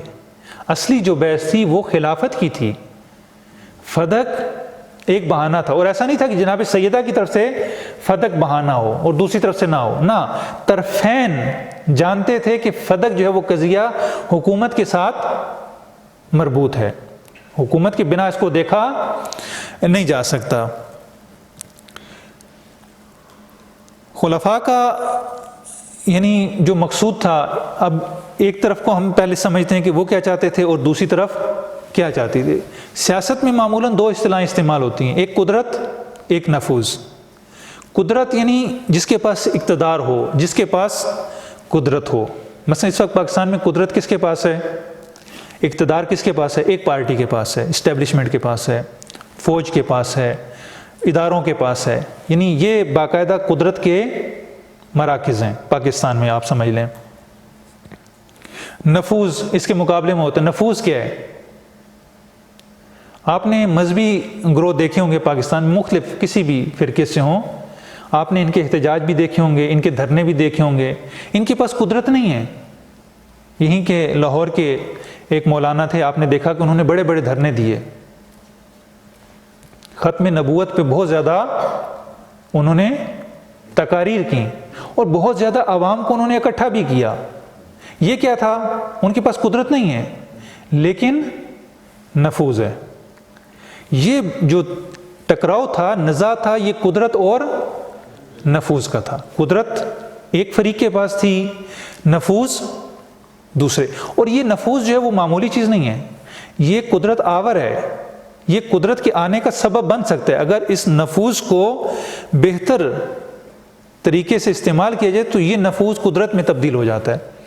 جیسے آپ نے دیکھا کہ یہی گروہ جو لاہور میں تھا، انہوں نے ختم نبوت پہ جلسے کی اور تقاریر کی اور بہت کچھ کیا، اور ان کا نفوذ لوگوں میں تھا، لوگوں کے اندر ان کا اثر و رسوخ تھا، جس کی وجہ سے یہ الیکشن میں، اور الیکشن میں آنے کے بعد شاید یہ واحد پارٹی تھی کہ جنہوں نے اپنے پہلے الیکشن میں اتنی سیٹیں جیت لیں۔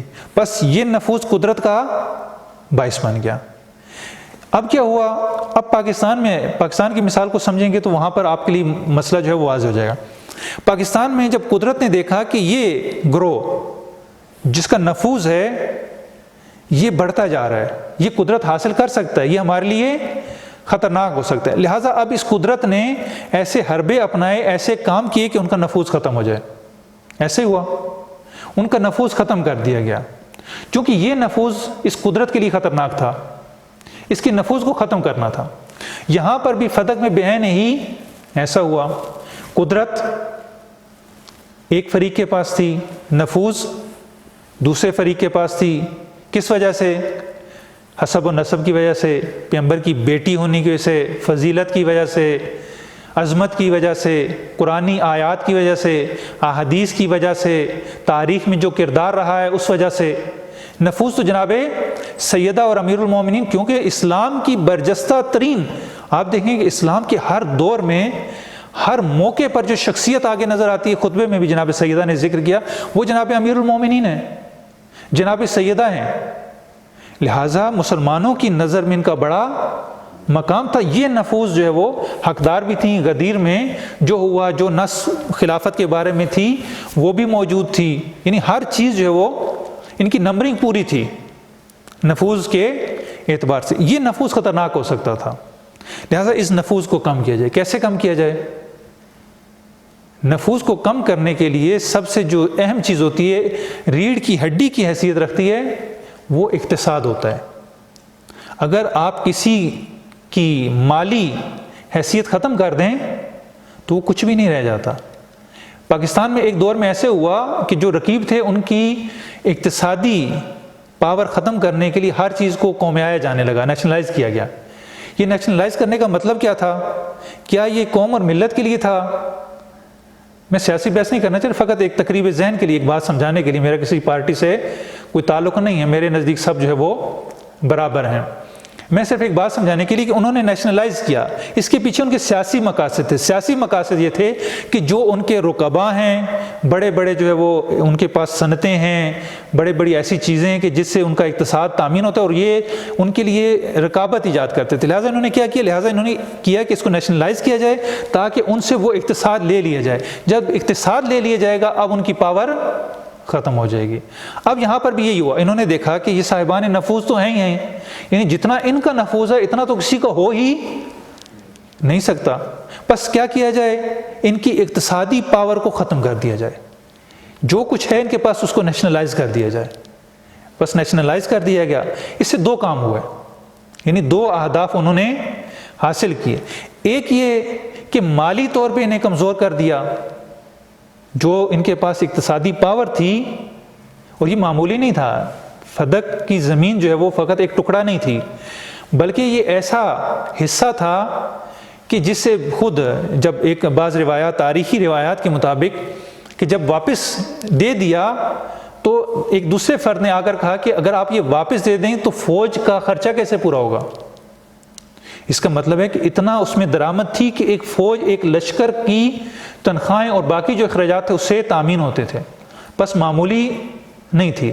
لہٰذا فدق لے لیا جائے. فدق لینے سے کیا ہوگا, ایک طرف تو یہ کہ ان کی مالی حیثیت کمزور ہو جائے گی, یہ پوزیشن ان کی کمزور ہو جائے گی, اور دوسرا جب کسی پر کوئی کیس ہوتا ہے نا, کسی کو محروم کر دیا جاتا ہے, تو لوگوں کی نظروں میں, لوگوں کے ذہنوں میں اس کا مقام بھی کم ہو جاتا ہے کہ اگر اس کا اتنا مقام ہوتا تو اس کے ساتھ یہ نہ ہوتا. یعنی اس کا مطلب یہ کہ اتنی کوئی شخصیت نہیں ہے.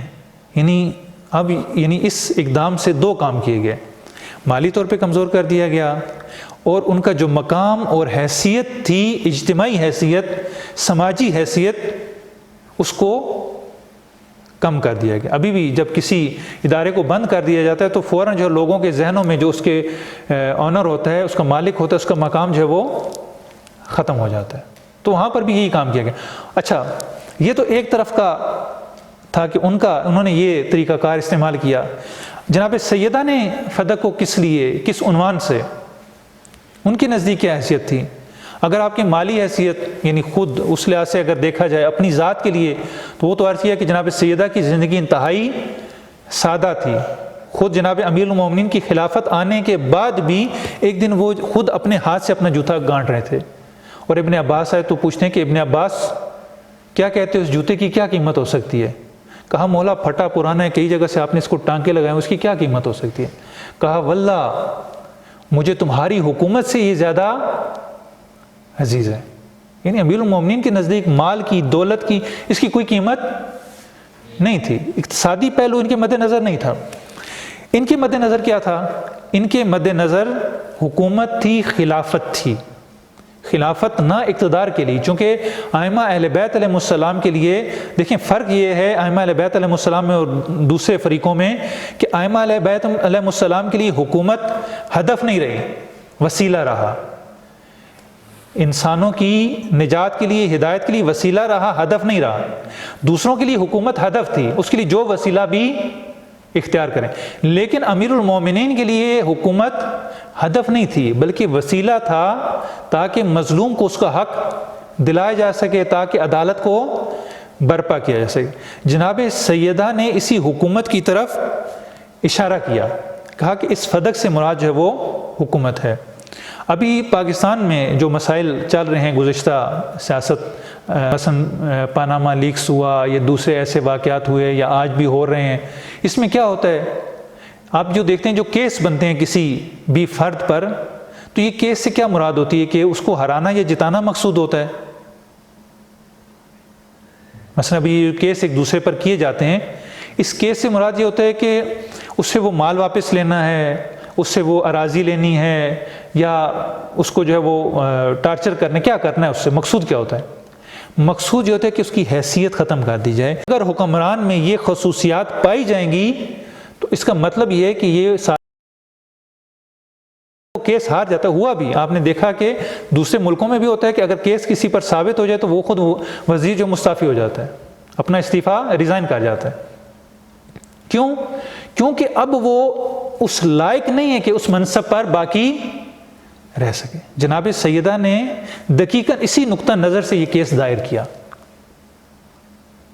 کہ اگر یہ ثابت ہو جائے تو اس کا مطلب کیا ہے, 62(1)(f) کہ جو ہے وہ حکمران جو ہے وہ اس اہلیت کا حامل نہیں ہے. جناب سیدہ نے دقیقاً یہ دعویٰ کیا تاکہ حیثیت اور اعتبار کو ختم کر دیا۔ بس یہ فدق جو ہے وہ اراضی کا جھگڑا نہیں تھا، یہ مالکیت کی جنگ نہیں تھی، ان کے مد نظر بھی اور ان کے مد نظر بھی۔ ان کے مد نظر یہی تھا کہ ہم اس اعتبار کو ختم کر دیں، جب وہ اعتبار ختم ہو جائے گا تو اب اگلا راستہ ہمارے لیے آسان ہو جائے گا۔ جب ایک دعویٰ ہمارا ثابت ہو گیا تو اب اگلا ہم دعویٰ کریں گے، وہ دعویٰ کیا ہوگا؟ وہ دعویٰ خلافت ہوگا۔ لیکن طرفین کو معلوم تھا کہ اگر ہم نے یہ دعویٰ مان لی اور اعتراف بھی کیا کہ اگر آج یہ مانتے تو کل خلافت دینی پڑے گی، لہٰذا انہوں نے پہلے قدم پر اس کو روک لیا۔ جیسے وہ کہتے ہیں نا کہ ایک بچے کو پڑھانے کے لیے مکتب بھیجا تو استاد نے کہا پڑھو الف، اس نے کہا نہیں پڑھتا، کہا پڑھو، اس نے جتنا زور لگایا اس نے نہیں پڑھا، کہا کیوں؟ کہا میں آج الف پڑھوں گا، کل مجھے بے پڑھاؤ گے، وہ مجھے پڑھنی پڑے گی۔ یہاں پر بھی ایسے ہی تھا کہ اگر آج ہم نے اس دعوے کو مان لیا، آج ہم نے الف پڑھ لیا تو کل ہمیں بے پڑھنی پڑے گی، ہمیں اس سے ہاتھ دھونے پڑیں گے، لہٰذا یہ دعویٰ قبول نہیں کرنا۔ چونکہ دعویٰ اگر قبول کیا ہماری حیثیت، ہمارا اعتبار وہ ختم ہو جائے گا، اور وہ اہلیت جو ہے وہ اہلیت، اور جناب سیدہ نے دقیقاً اسی نقطے پر ہاتھ رکھا، اور جب ظاہری طور پر انہوں نے نہیں دیا تو جناب سیدہ نے اگلا اقدام یہ کیا کہ جناب سیدہ نے ناراضگی کا اظہار کیا کہ میں بنت پیغمبر جو واقعہ مباہلہ میں گئی تھی اور میری صداقت کی گواہی خدا نے دی ہے، میں کسی سے، ان لوگوں سے کلام نہیں کرتی، یعنی میں وہ قانونی حیثیت ماننے کے لیے تیار نہیں ہوں۔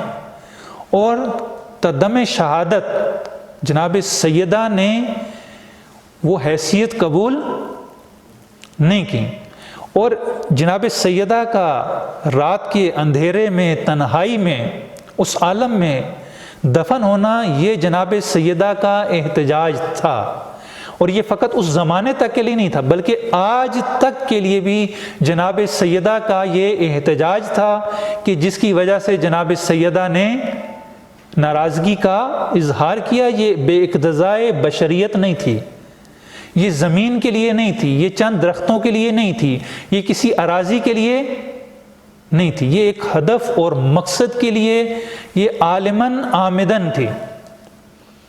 اور یہ اتنا سادہ مسئلہ دونوں طرف سے اگر آپ دیکھیں تو چونکہ مسئلہ یہ ہوتا ہے کہ ہم تاریخ میں وہ چیز دیکھنا چاہتے ہیں کہ پہلے بھی عرض کیا کہ جو ہمارے اذہان میں پہلے سے تصویر بنی ہوتی ہے، ہم حقیقت کو اس طریقے سے نہیں دیکھتے کہ جس طریقے سے وہ حقیقت اور واقعیت ہے۔ چونکہ وقت نہیں تھا کہ میں اس کی روایات کو جو بخاری میں، مسلم میں، دوسری کتابوں میں موجود ہیں، چونکہ یہ قضیہ ایسا ہے کہ اس کا ایک حصہ قرآن اور تفاسیر میں ہے جو فقہ کے مورد میں ہے، ایک حصہ جو ہے اس کا حدیث میں، اور کثیر تعداد میں احادیث مسئلہ فدق کے بارے میں خود صحیحین میں، صحیح بخاری میں، صحیح مسلم میں، اور اس کے علاوہ سنن اربع میں، سنن اربع کے علاوہ مستدرک حاکم میں، اور دوسری بہت ساری کتابوں میں جو ہے وہ یہ روایات موجود ہیں۔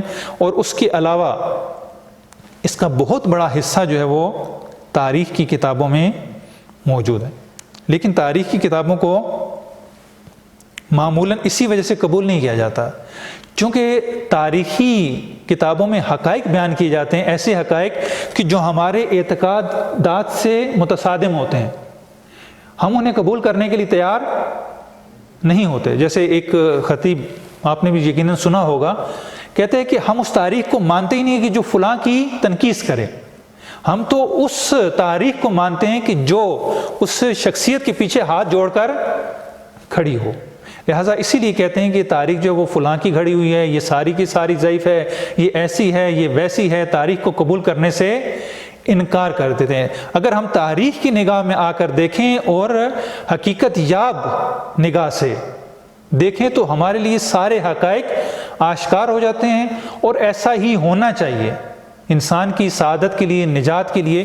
چونکہ فقط ایک تاریخی نوعیت کا مسئلہ نہیں ہے کہ ہم یہ کہیں کہ ایک تاریخی واقعہ تھا، ہوا، ختم ہو گیا، اور نہ، آج تک ہماری زندگی میں اس کا اثر موجود ہے، اور بے عنوان اسوہ، الگو، رول ماڈل یہ ہمارے لیے نمونہ عمل بھی ہے انشاءاللہ جو ہے وہ باقی جو آرائز ہیں باقی جو جوانب انشاءاللہ پرسوں اگر فرصت ہوئی تو خطبہ فدق کو کہ جس عالم میں جناب سیدہ سلام اللہ علیہا نے آ کر خطبہ فدق دیا اس کے مختلف جو پہلو تھے اس معاشرے کے لیے اور اس کے مختلف جو فراز تھے مختلف جو حصے تھے انشاءاللہ اس کو بیان کیا جائے گا کہ بی بی نے خطبے میں ان چیزوں کو بیان کیا۔ خداوند متعال سے دعا ہے کہ البتہ اس ضمن میں آپ میں سے اگر کسی کا سوال ہو فدق کے بارے میں۔ آپ نے بتایا کہ خلیفہ قوم نے عزت جو تھا مروان کو دے دیا، ہاں جی، جناب امیر نے پھر کیسے واپس لیا؟ جناب امیر نے جب خلافت پہ آئے تو ساری چیزیں خود بخود جو ہے وہ آٹومیٹک امیر المومنین کے ہاتھ میں آ گئیں۔ بہت ساری چیزیں جو حکم جو ہے وہ صادر نہیں کیا، ان کو معلوم تھا کہ یہ تو فدق تھا، خود امیر شام کو جو ہے وہ تحمل کرنے کے لیے تیار نہیں تھے، اس کی حیثیت بھی قبول کرنے کے لیے تیار نہیں تھے، اور امیر المومنین کی کوشش یہ تھی کہ سب سے پہلا جو اقدام امیر المومنین نے کرنا تھا وہ شام کی طرف کرنا تھا، شام کی طرف لشکر کشی کر کے امیر شام کو اس کے منصب سے ہٹانا تھا۔ لیکن جو ہے وہ درمیان میں دوسرے جو ہے وہ مسائل آ کے کھڑے ہوئے، پہلے جنگ جمل ہوئی، پھر اس کے بعد جو ہے وہ صفین اور پھر نہروان، اور اس طرف سے جو ہے نہروان کے بعد پھر بھی جانا چاہتے تھے لیکن نہیں ہوئے۔ لہٰذا یہاں پہ جو ہے وہ امیر المومنین کے اپنے ہاتھ میں تھا سب کچھ، وہ پورا ایریا ان کے اپنے کنٹرول میں تھا، اس لیے جو ہے وہ ان کو بھی معلوم تھا کہ امیر المومنین، چونکہ امیر المومنین نے اعلان کیا تھا خود بیت المال کے بارے میں بھی کہ یہ بیت المال، چونکہ اس سے پہلے جو ہے وہ بہت زیادہ نوازا گیا لوگوں کو، بہت زیادہ خرابیاں پیدا ہوئیں، تو امیر المومنین نے کہا کہ اگر بیت المال کسی دلہن کے حجلہ عروسی میں بھی ہوگا تو میں جا کر اس کو وہاں سے بھی لے آؤں گا۔ یعنی امیر المومنین نے کہا کہ میں ایک ذرا برابر بھی اس مسئلے میں رعایت نہیں کروں گا، اور دوسروں کو یہی مسئلہ ہوتا تھا کہ امیر المومنین باقی ادوار میں تو ان کے مزے تھے، جو چاہے جہاں سے مرضی چاہے لے لیتے تھے، لیکن امیر المومنین نے کہا کہ میں عدالت کو نافذ کروں گا، لہذا جو ہے وہ خود بخود جو ہے امیر المومنین کے ہاتھ میں آگے۔ البتہ یہ ایک روایت ہے، دوسری روایت یہ کہ امیر المومنین کے بعد امیر شام نے مروان کو دیا۔ دوسری روایت جو ہے وہ تاریخ کی روایت یہ کہتی ہے کہ امیر المومنین کے دور تک ایک ہی ہاتھ میں رہا، ایک ہی طریقے سے چلتا رہا، اس کے بعد جب امیر شام آیا تو اس نے آ کر جو ہے وہ مروان کو دیا۔ جس کے علاوہ اگر فدق کی تاریخ کو اگر تفصیل سے پڑھنا ہو تو اس کی کوئی کتاب یا کوئی سائٹ آپ اگر بتا پائیں تو؟ فدق کے بارے میں جو ہے وہ مختلف کتابیں لکھی گئی ہیں، اگر اردو میں آپ پڑھنا چاہیں تو جو ہے وہ مرحوم غلام حسین نجفی شہید جن کو کر دیا گئی ہیں، لاہور کے تھے، ان کی کتاب جاگیر فدق ہے۔ ایک مولانا ظاہر منصور حسین ہیں، سرگودا سے تھے، توثیق فدق بہت اچھی کتاب جو ہے وہ انہوں نے بڑی، وہ ایک دوسری کتاب کے جواب میں تھی انہوں نے، لیکن بڑی اچھی عمدہ اور بڑے ادب اور اخلاق کے دائرے میں رہتے ہوئے انہوں نے اس کا کتاب کا جواب دیا۔ توثیق فدق کے نام سے وہ کتاب ہے، آپ اس قضیے کو وہاں پر پڑھ سکتے ہیں۔ شہید باقر الصدر کی کتاب ہے فدق تاریخ کی روشنی میں، انہوں نے بھی جو ہے وہ ایک پہلو پر روشنی ڈالی ہے، آپ اس کتاب کو بھی پڑھ سکتے ہیں۔ 3 کتابیں، اور چوتھی کتاب جو ہے وہ حیات فاطمہ سلام اللہ علیہا ڈاکٹر جعفر شہیدی کی، یہ کتاب اس وقت میرے پاس بھی موجود ہے۔ اس میں بھی کسی حد تک انہوں نے خطبہ فدق اور اس کے مقدمتاً جو ہے بعض چیزوں کو بیان کیا ہے ڈاکٹر جعفر شہیدی نے۔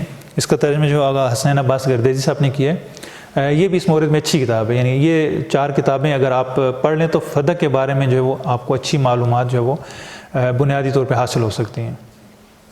دوسرے فریقین جو ہے وہ یہ کہتے ہیں کہ جو فدق ہے وہ اگر مال بھی لے کے وراثت تھی تو اس میں ازدواج کا حصہ کیوں نہیں ہے؟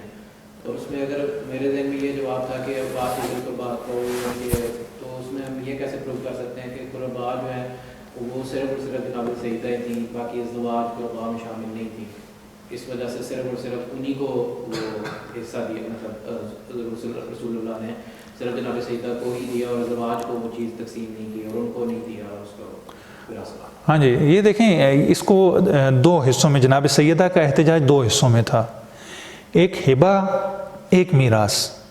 کہا کہ پہلے کہ یہ پیغمبر نے مجھے ہبہ کر دیا، مجھے دے دیا، اب میری ملکیت ہے، ٹھیک، تو اس لحاظ سے میراث کا باری ہی نہیں آتی. لیکن جب انہوں نے قبول نہ کیا اور بعض موارد میں جو ہے وہ انکار کر دیا, وہ دینے لگے, منع کر دیا, تاریخی روایات اس میں جو ہے وہ تفاصیل ذکر ہے. اب انہوں نے مطالبہ کیا میراث کا کہ, اور حتیٰ جو ہے وہ بعض دوسری بخاری اور مسلم کی روایات کے مطابق خود ازواج نے بھی جو ہے وہ دعویٰ کیا, مطالبہ کیا, بندے کسی کو بھیجا, کہا کہ ہمیں میراث چاہیے. تو وہاں پر جو ہے وہ انہوں نے وہی حدیث ان کو بھی سنائی کہ آپ کو میراث نہیں ملے گا, اور چپ کر گئیں. لیکن اس کے مقابلے میں دوسری روایات بھی خود بخاری اور مسلم میں موجود ہیں کہ پیغمبر نے کہا کہ فلاں جو میری ملکیت ہے, میرا مال ہے, اس میں سے آپ نے میری بیویوں کو حصہ دینا ہے. ان کو باقاعدہ ملتا تھا, ماہانہ حقوق ان کو پیغمبر کی میراث سے ملتے تھے. وہ ان کا حصہ ہے. جو مال ہیں جو میں نے افراد کو مختلف جگہ معین کیا, ان کو دینا, ان کے دینے کے بعد باقی کا جو ہے وہ آپ نے ان مصارف میں صرف کرنا ہے. خود جو ہے وہ یہ جو حجرہ جس میں جناب عائشہ رہتی تھیں, یہ پیغمبر کا حجرہ تھا. آیا یہ میراث نہیں تھی؟ یہ بھی میراث تھی. دوسری حدیث جو کہتے ہیں کہ نبی کی بیویوں کو, ان کو وہ حصہ دے کر باقی آپ نے صدقہ کرنا ہے, پس میراث ان کو بھی ملی. پھر وہ دوسری روایت جو کہتی ہے کہ انہوں نے میراث کا مطالبہ بھی کیا, پس ان کی طرف سے بھی مطالبہ ہوا تھا, ایسا نہیں کہ مطالبہ نہیں ہوا. لیکن جناب سیدہ کے مطالبے کی نوعیت, وہ شدت, وہ فرق کرتی تھی, حیثیت فرق کرتی تھی. لہٰذا اس وجہ سے یہ زیادہ جو ہے اس کو ہائی لائٹ یہ مسئلہ ہو گیا. خداوند متعال سے دعا ہے کہ خدا ہماری اس عبادت کو قبول و منظور فرمائے. الہی بحق محمد و آل محمد ہمارے صغیرہ و کبیرہ گناہ معاف فرما. الہی بحق محمد و آل محمد ہمارے مرحومین کی مغفرت فرما. الہی بحق محمد و آل محمد جو مریض ہیں انہیں شفائے کاملہ و عاجلہ عطا فرما. جو بے اولاد ہیں انہیں اولاد صالح و سالم عطا فرما. جو مقروض ہیں ان کا قرض غیب سے ادا فرما. جو کسی مشکل میں ان کی مشکلات آسان فرما. الہی بحق محمد و آل محمد ہمیں سیرہ فاطمی سلام اللہ علیہ پر عمل کرنے کی توفیق عطا فرما. الہی بحق محمد و آل محمد علماء حقہ کا سایہ ہمارے سروں پہ قائم و دائم فرما. الہی بحق محمد و آل محمد ہمارے ولی حقیقی کا ظہور فرما. ہمیں ان کے انصار میں سے قرار دے. ربنا آتنا فی الدنیا حسنۃ وفی الآخرۃ حسنۃ وقنا عذاب النار. اللہم صلی علی محمد و آل محمد.